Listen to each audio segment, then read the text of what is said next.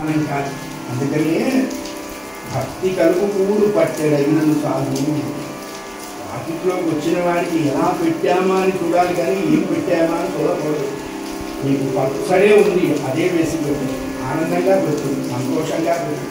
మా అదృష్టం కొద్దీ మా ఇంటికి ఇచ్చారండి, వాడిని ధన్యమైనామని పెట్టి వాడు 2 ముద్దలతో కడుపు నిండుతుంది.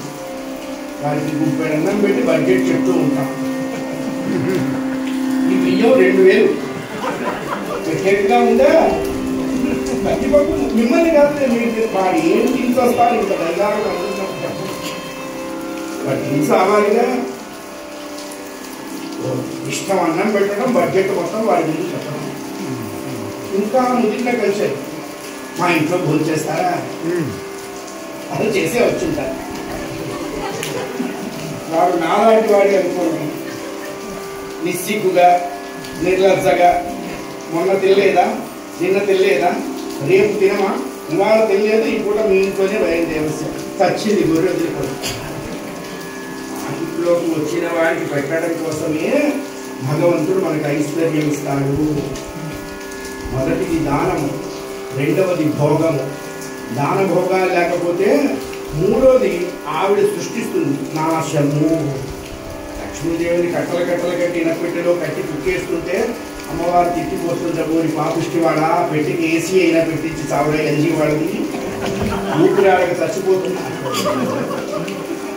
లక్ష్మీదేవి భూలోకానికి రావడానికి భయపడ్డది. ఎందుకంటే అమ్మో వాళ్ళు సామాన్యులు కాదండి, ఖతర్నాక్ కామేశ్వరరావు వాళ్ళంతా నన్ను చాలా మిస్యూజ్ చేస్తారు అని చెప్పింది అమ్మవారు. విష్ణుమూర్తి అన్నాక మీకేం భయం లేదే లక్ష్ము, నీ వెంట 4 బౌన్సర్లను పంపుతాను, దేవుడి టేక్ కేర్. ఎవరండి ఆ బౌన్సర్లు? First bouncer income tax department, second bouncer అగ్నిదేవుడు, థర్డ్ బౌన్సరు అనారోగ్యం, 4వ బౌన్సరు ఏమిటండి దొంగలు.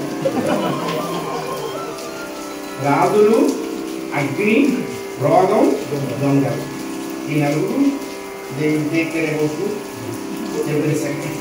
అందుకే మన వాళ్ళు ఈ హాస్పిటల్లో ICU అంటారు, మన వాళ్ళు ఇంటెన్సివ్ కేర్ కాదు, దేవుడు ICU.